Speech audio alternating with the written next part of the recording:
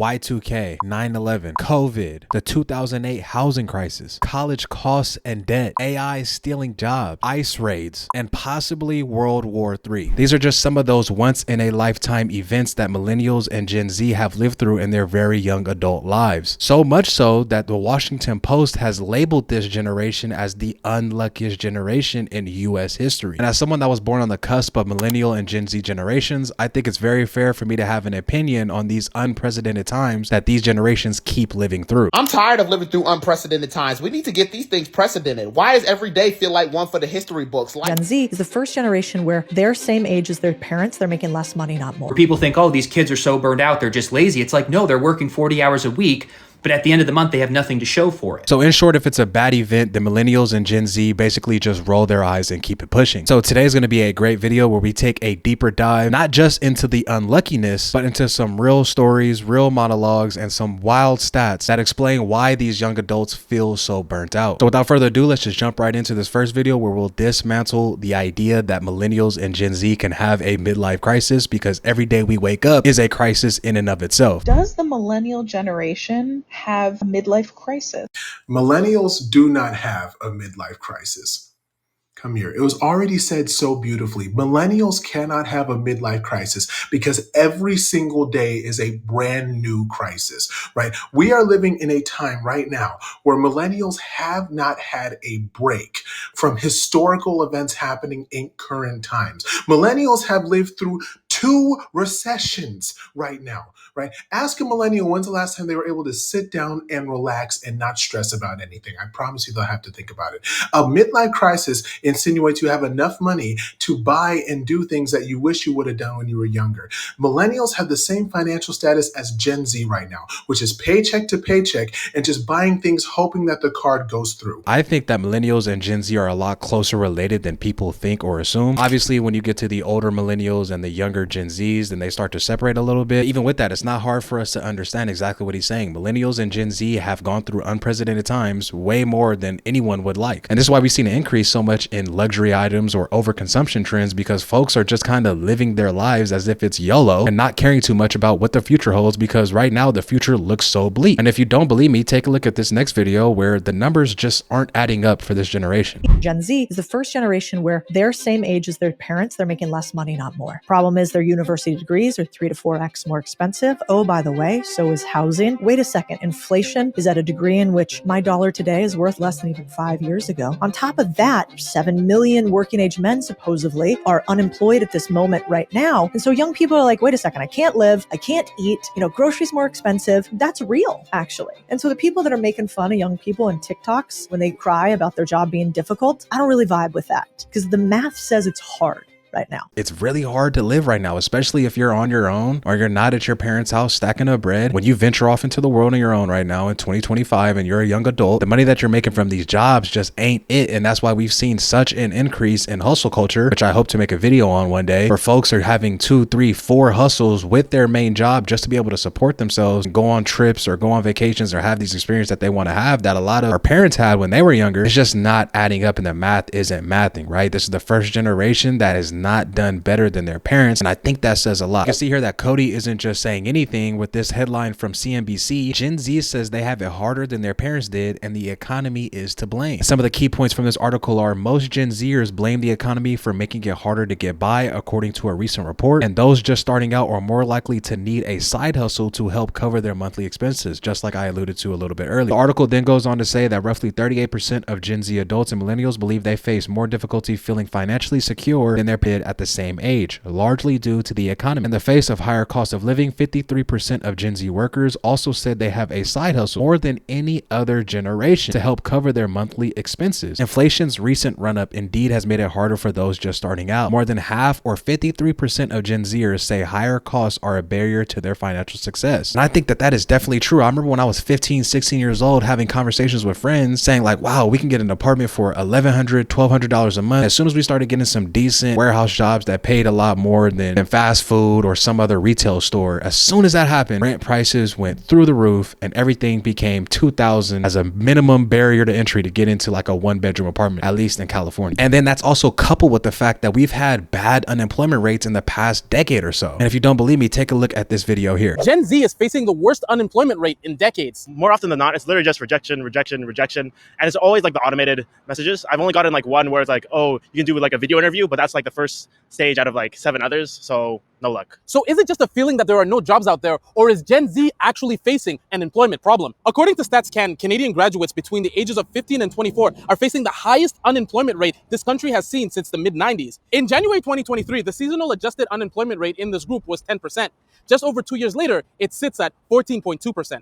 In Quebec, unemployment is below the national average, but it's still creeping up. There's a lot of uncertainty in the market right now. There's also an older generation of baby boomers who haven't left their jobs, but it's really the uncertainty in the market. And when you add inflation, the trade war with the US, and AI, it's created this environment of volatility and uncertainty. It really shouldn't be that way. You know, like you put 4 years into your education, you should be able to find at least like a good number of jobs within the field, but it's kind of limited. And so now the option is for a lot of students like me to do a master's or a PhD. The feds recently announced 6,000 more jobs for youth to attempt to help alleviate the job crunch. Even then, many are losing hope. It's a little defeating because, you know, it takes time in developing your resume to make sure, you know, you have stuff on it to stand out, to get that interview, to even, you know, kind of get your foot in the door, get connections and stuff like that. So getting the rejection, in which usually comes in the form of an email, it is a little defeating because we put time and effort into it. The Quebec government's pause on work visas for non-residents could open up some jobs for new graduates.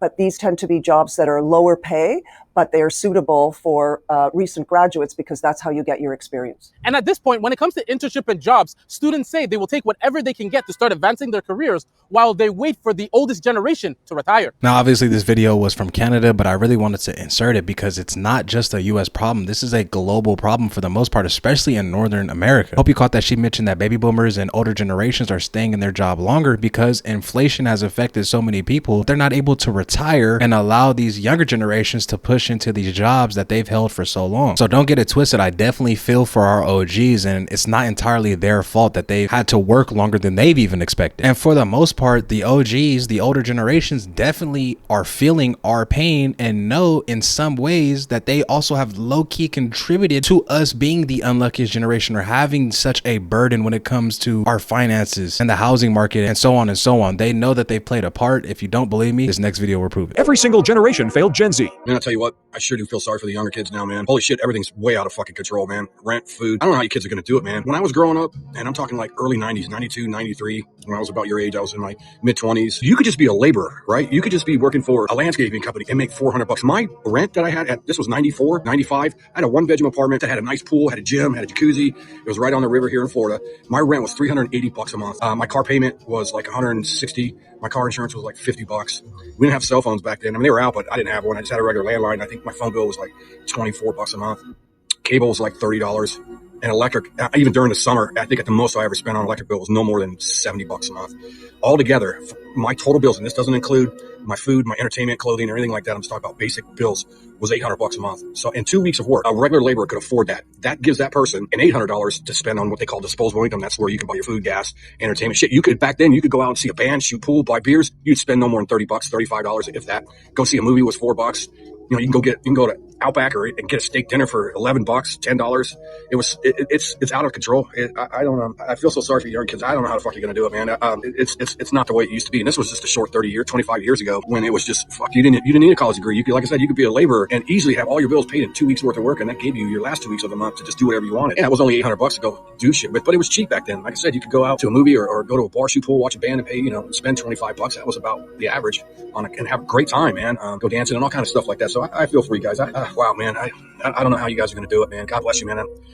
Shit, man. I feel so sorry for you guys, man. Just keep your chin up. I really hope all you young kids out there that this shit gets fixed, because I do. Seriously, I feel for you, man. Now, you're always going to have those 10 to 20% of OGs that are just going to hate on us and call us lazy and say that it's our fault and that we just need to get our ass up and go put some work in. But for the most part, 80%, 85% of the older generation definitely have empathy for us and want to see us win. But unfortunately, the cards are just kind of stacked against us, and there's not much that they can do except for pray for us and voice some of their concerns, obviously, right? They obviously have kids or grandkids that they care about and want the future to be bright for them. But even with that awareness, it's going to take more than that to get things right. And it gets even crazier when these older generations, they used to reach peak stress at around 30 to 40 years old. That number has came way down to 25 years old for millennials and Gen Z, reaching the peak of their stress at young adulthood. And it's not a good thing. Younger Americans are experiencing what they call peak stress, and they're experiencing it earlier than anyone. A survey of 2,000 adults found most people burn out at around 42 years old. But for Gen Z and millennial adults, now the ages 18 to 44, the highest point of their stress happens much younger, at 25 years old. Wow. So when they were asked what's causing their burnout, most people said finances, followed by politics, work, and their physical health. 7 out of 10 agree that it'll only get more challenging to be an adult within the next 10 years. And if you haven't already, I need you to drop a comment on whether you agree, whether it will be harder to be an adult in the next 10 years or not. I am definitely on the side of yes, it will continue to get harder. Like, I think we have it bad, but these Gen Alpha kids, and even my nephew who's like 15 and going into his freshman year of high school, I feel bad for him hitting the workforce, even going to college in just a few years from now and trying to enter into adult life, because it's just going to keep getting tougher. I mean, you have a problem when in California you're getting paid $22 on minimum wage and you're still not able to afford shit. So the answer has to be, it is going to be harder for young adults to kind of survive and keep afloat in the future. And that's just going to further lead to burnout. Burnout is a big word with these generations, millennial and Gen Z, because of what they mentioned with politics, finances, keeping up with your health. I mean, there's just a myriad of issues that these generations are facing, and it is leading to that big word, burnout. People think, oh, these kids are so burned out, they're just lazy. It's like, no, they're working 40 hours a week, but at the end of the month, they have nothing to show for it. So if you're not making any progress and you look back 5 years and go, damn, I made $300,000 in the last 5 years, or I made $400,000 in the last 5 years, and I have nothing. If anything, I have $25,000 in debt. That's going to create burnout because you feel like you just put in 5 years of work and have nothing to show for it. And we still have people blaming them that, well, the reason you're broke is because of the coffee. It's like, no, it's the 25% inflation that we've faced that just destroyed people's spending power. It's the 30% increase in rent prices where people are spending 40% of their money on rent. You're still being taxed 20, 25, 30%. People just don't have any money. People aren't having kids. They're not being able to start families. People are struggling financially, fighting financially. Relationships are suffering. This is all decline in living standards. You realize millennials with degrees are living with roommates into their 30s, not having kids? How do you have a Thanksgiving in a 900 square foot apartment? How do you have a dog and go play in the backyard and make memories with your kids? I was living in an apartment complex just 2.5 years ago. Tons of kids. They may do, but they're all playing on the cement floors in the hallway because they don't have a yard. Because houses are $400,000. Humans are good at adapting, but there's a fine line between adapting and being taken advantage of, and I think we're being taken advantage of. Man, I absolutely love Freddie Smith. And if you don't know, he is referring to that came out that said basically Gen Z and millennial are going broke because they'll buy $7 coffees every morning. Trust me when I say $7 lattes every morning or 3-4 days a week is not the reason why this generation is so broke. And I love how he used that analogy of like, imagine working for 3-4 years, 5 years, 6 years and making $300,000-$400,000 with your salary and then having literally nothing to show for it. No house, your car is not paid off because you got a 72-month loan. You don't have anything of real substance or anything that you have as like a real asset because so much shit is expensive. And again, it's just a recipe for disaster. And I don't know about y'all, but at least me and my circle of friends and family, let's say around 20 or 30 folks, only 2-3 people maybe have a house. And you know, back in the day, that was the big thing. That was the American dream, to be able to come here, settle down, start a family and own a home. Well, these days, that's just not possible. You know what I'm saying? At least financially speaking. Want to know how up Gen Z is? Not in a bad way, just in a this economy is insane kind of way. Over 50% of Gen Z adults still live with their parent. Not because they want to, but because rent is brutal. More than 70% have side hustles just to survive. Think reselling sneakers, DoorDash, or editing TikToks. Forget home ownership. Most Gen Z are like, I'll rent forever or live with 3 roommates. Banks? Nah, they're using Cash App, Venmo, or Chime. Traditional banks feel like dinosaurs. And get this, 40% started investing before 20. Crypto, stocks, even NFTs. And yeah, some learn the hard way. But here's the twist. They're more financially aware than people think. They just play by different rules. Gen Z isn't broken. They're adapting to a system that's already broken. If you're not adjusting, you're already behind. If you're not adjusting, you're already behind. I think that is a beautiful quote. It's very easy to say, get into that Roth IRA or buy into the S&P or do these treasury bonds or whatever the hell else Graham Stephan says. It's one thing to say all that, but it's another thing to actually make money and have a nest egg and be able to survive on a day-to-day basis. Even if you only got 5 or 10 extra bucks a month to invest, definitely do that, whether it's crypto, the stocks, whatever it is, definitely invest what you can, because at this rate, that's the only way to beat inflation, is to set your money up and let it grow with the rising cost of everything else. But with that said, Gen Z and millennials are definitely in a unique situation when it comes to this new age of finances and trying to navigate life with everything costing so much. Now, for the most part of this video, I have been defending Gen Z and millennials, but do not get it twisted. We definitely have our own hangups. Let's be real, man. This generation has normalized a lot of nonsense, and it's about time someone started calling it out. Some of the things that we've accepted as normal is not only destroying our generation, but also the standards for the generations to come. We've normalized cheating, we've normalized selling your body online, we've normalized the mockery of God, we've normalized chasing clout, seeking validations from others, and comparing our own lives to fake, filtered versions of reality. This constant pressure to flex and to look a certain way online is the reason why so many people aren't happy with the way that their lives are right now. Social media has lost souls, influencing lost souls. We've normalized chasing pleasure over purpose, so as long as something feels good in a moment, then it must be good for us long term as well. But short-term satisfaction does not lead to long-term fulfillment. Everyone is constantly trading all the things that are worthwhile chasing in this life for constant temporary highs, and they're wondering why they still feel so empty. And the crazy thing is that when you come against this nonsense and actually speak out, you get labeled as judgmental or outdated or whatever they want to call you. But I'm telling you, we need to stop settling for what everyone else has made normal nowadays and start setting a higher standard for our own lives. So yeah, I'm here calling it out because our generation has normalized a lot of nonsense, and it's about time that we start asking ourselves, are these things okay? If you want to create something better for your life, relationships, purpose, peace, money, happiness, you're going to have to separate yourself from everyone else, reject the noise, and stand for something else. Look, navigating your 20s are hard, and it's definitely harder in this generation when you have a spotlight on you and everyone else in your age group with social media. And these days, a lot of what gets worshipped online or gets views, clicks, and impressions is the stuff that's bad, or that a couple of decades ago would have caught you a side eye from anyone with some morality to him. So I definitely agree with what he's saying, where this generation just might be cooked when it comes to some stuff because it's an amalgamation of everything: economy, politics, your own insecurities, social media. Like, all this has came together and has led to millennials and Gen Z being labeled as the unluckiest generation. And to kind of tie a bow on this, I definitely do agree that this is the unluckiest generation when you take a look at everything surrounding us. Don't get me wrong, we are living like kings and we eat like kings, and on a per person basis, these are definitely first world problems, but I also don't want to ignore it as well. Like, there is definitely some issues going on. And I could have made this video an hour long, but you know, YouTube watch time, they don't like hour long videos, especially when people click off. And me being a new YouTuber, I got to kind of make these shorter. But if you want a part 2 to this video, please let me know in the comments. If you still here, you know I got to ask you to like, comment, and subscribe. And with that, I'm gonna see y'all in a few days.